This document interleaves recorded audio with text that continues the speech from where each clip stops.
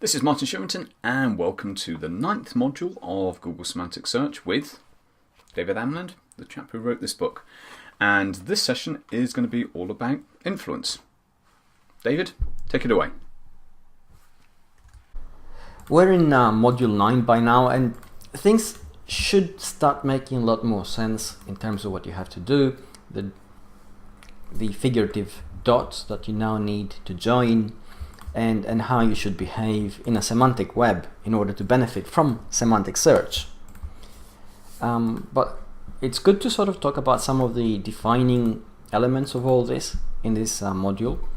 And we're going to start with the role of social signals in the context of semantic search. Now, it has to be said that semantic search without social signals and people falls apart. Why?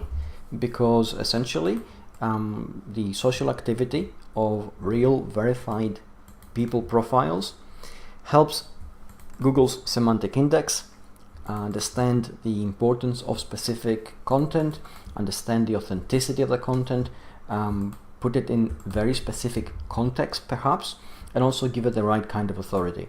So the social signals which we generate in our social media network activities are very specific and very valuable, and they should always have a very specific intent when we actually engage in the creation of the signals. I'm going to say a couple of things here which you need to bear in mind. This is creating intent or having intent in mind when you actually engage in a social media network setting is not the same as working in a tunnel vision sort of way. So, this is not a call to get online and talk about only one thing and one thing exclusively to the exclusion of everything else. No, as you will see later on in this module, you do have to be real, you do have to be very authentic, because you're trying to engage people, and people engage with real people, and engagement is really important in terms of the content that you're actually trying to promote through a social media network and in semantic search. So if there are all of these changes, and a David Bowie reference, what is the role of an SEO agency? Because, let's face it, it's not going to be what it used to be. If you outsource your SEO, if you go to an agency, and that agency starts talking about backlink building and keywords and keyword metrics and the first page of Google, my advice to you is run, because they're only going to take your money and they're going to deliver very little. An SEO agency today, and this can even be an SEO individual who knows what they're doing, will act as your in-house SEO knowledgeable department or person whom you don't have and you should have. So basically, when you outsource it, it's not that you give them money as you used to in the past to go away and do the little SEO magic and that's it, you've done your bit. It doesn't work like that anymore. You both need now to take steps to integrate the outsider into your business activities to the extent that they understand what you do, and then they help you understand what you need to do in order to better project yourself online, and better project your activities online, and better project your influence online. So essentially, when you go to an SEO agency now, or an SEO person, professional, they will act like the SEO person in your business whom you don't have, and that's what you're really buying. Next, let's take a look at trust and building trust online. Trust is a funny word. We only need to understand trust, we only need to have trust if we engage in any kind of commercial activity. If we were to take commerce entirely outside from our lives, we wouldn't need trust. We don't care what people do if we don't buy anything from them, if we don't acquire any information from them.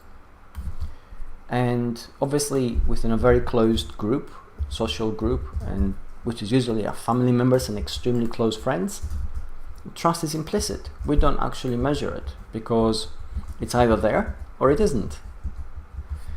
So trust, and by extension reputation, are things which happen in a commercial world. And commerce is an activity which has happened for an extremely long time and has driven forward our civilization. So how do we build trust online? Well, we turn that question around on its head. How do you build trust offline? You build trust offline by behaving in a specific way, by being careful in what you say and how you say it, by being careful in how you engage in your interactions and your relationships with everybody else outside your very, very close immediate family group. So all those things which we instinctively do offline now have to be carried across into an online setting. So in order to build trust in an online world, you have to build relationships. In order to build relationships which lead to trust, you have to behave in a way which generates a clear sense of who you are, what you're about, what you do, how there are no real surprises hidden in your online character and online persona. And certainly, you have to work in a way that generates value. And that's how you begin to build trust. Let's take a look now at what you'll need to do to identify influencers. When it comes to influencers in your field, you should be able to identify them within your social network settings. Certainly you can use some kind of analytic tools within Google+. You can use Nodex3, which is nod3x.com. It's a free tool which helps you find the influencers in your field, amongst other things. And the moment you identify influencers, they should become part of your wider strategy for getting your content spread across the web and certainly backed by people whose authority can be trusted. And this is part of your trust building strategy as well, because in order for an influencer to promote your content, it has to be of high value, and they also need to have a sense that they can trust you, which is the relationship building again. So essentially you engage in a relationship with somebody, they begin to get to know you, they begin to get to trust in what you do and how you do it, and then they feel a bit more confident in promoting your content. And you in turn certainly have to create the kind of content that resonates with them in the first place. Next, Dave is going to have a look at the different types of media, including owned, paid, earned, and shared. When we talk about the web, essentially we talk about media. We talk about media in the terms of digital media. And digital media is sort of divided into owned, paid, earned, and shared. And it would help perhaps having a clearer definition of these. And owned media is certainly your website. It's a kind of thing which you control absolutely. You can do whatever you want your website. You can be as good or as bad as you want, and nobody has any say in it except yourself. Then you get into paid media, which is like Google Ads and Google advertising.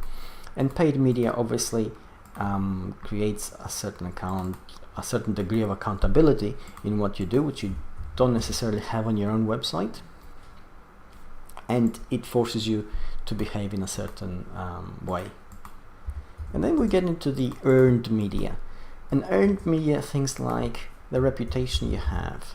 Earned media is the mentions of your website, the mentions of your content, and that's worth its weight in gold, even though it's insubstantial, because earned media means that you're actually doing your job right. You're creating content that is valuable. You begin to be a trusted source of information, a trusted person to do business with, and it also means that you are beginning to gain the kind of reputation which is really going to help your business. And this is your earned digital media. And if you have done your job right here and you have earned that kind of digital media, then you're also going to get the next bit, which is shared media, because people are going to reshare your content, reshare parts of your website, they're going to reshare what you actually promote because they feel that they can trust it, and it has a certain reputational gain and rebound on themselves.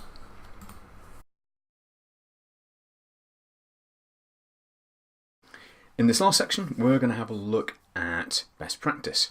Also check out plusyourbusiness.com, as we have a tremendous amount of resources available for people looking at how to use Google Plus alongside their content in order to build authority and reputation and influence. So over to David. The question is, if you want to do all this, if you want to be an authority on the web, if you want to rule in semantic search, if you want to really be successful, what do you have to do? What is the best practice? In the pre-semantic search web, in the pre-semantic search world, this was a lot easier to answer because there were very specific things which you actually needed to do. There are still specific things which you need to do in the semantic web, but they're a lot more difficult because essentially you have to be authentic. You have to engage in a really helpful way. You have to generate value for others before you see a single cent of their money. That's harder to take on board. If you have not operated in that way in the past, operating in this way now is a huge challenge. So this is what you need to think. You need to create the relationships which will help you become an authority, become trusted, give you access to influencers, help you propagate the content of your website across the web and become better known and ultimately successful. The only way you can do that is by being really honest, open, transparent and authentic. And that is a lot easier to say than it is actually to do. But you really have no choice. If you don't do it, everything else which you do will have a very limited shelf life. You'll just see a diminishing return for your efforts and you'll have to go back to the drawing board time and time again. So now you know. That was the 9th module of Google Semantic Search with David Amland and myself, and the next module is going to be about entities. See you then.